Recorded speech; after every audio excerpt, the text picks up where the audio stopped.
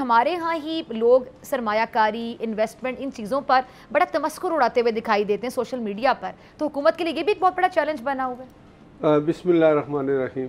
आपने कहा कि शहबाज शरीफ साहब चाइना के दौरे पे वो गए हुए, छः दिन का दौरा है, 5 दिन का, तो एक ही एजेंडा है कि 4 दिन का।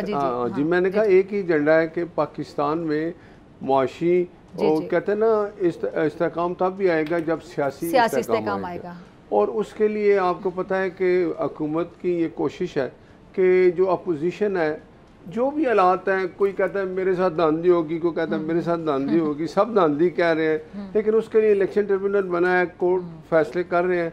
लेकिन सियासी जमातों को ये रियलाइज़ करना चाहिए कि हमने इकट्ठे बैठ के इस मुल्क को एक सिम की तरफ लेके जाना है, माशी और सियासी इस्तेहकाम के साथ ही पाकिस्तान की एक साथ बैठने के लिए तो तैयार नहीं है ना। वही आप देखें ना, अब अगर इमरान साहब ये कहें कि मैंने बात करनी है तो आर्मी चीफ से करनी है, मैंने बात करनी है तो ISI के जनरल साहब से करनी है, आप मुझे बताएं आपने उनसे क्या बात करनी है? अगर आपने बात करनी है तो हुकूमत से ही करनी है। अगर आपके कोई तहफ़्फ़ुज़ात हैं तो वो आपने एक टेबल पे बैठ के ही हल करने हैं।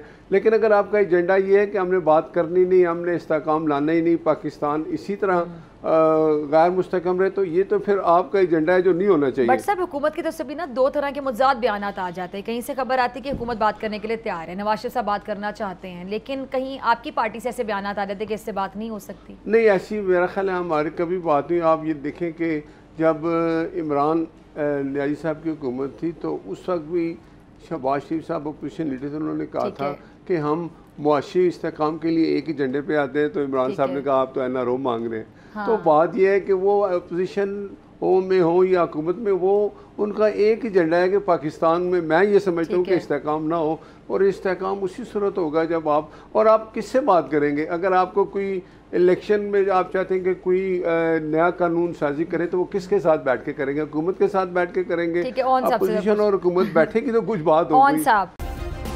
सब्सक्राइब करें और बेल दबाएं ताकि कोई खबर रह न जाए।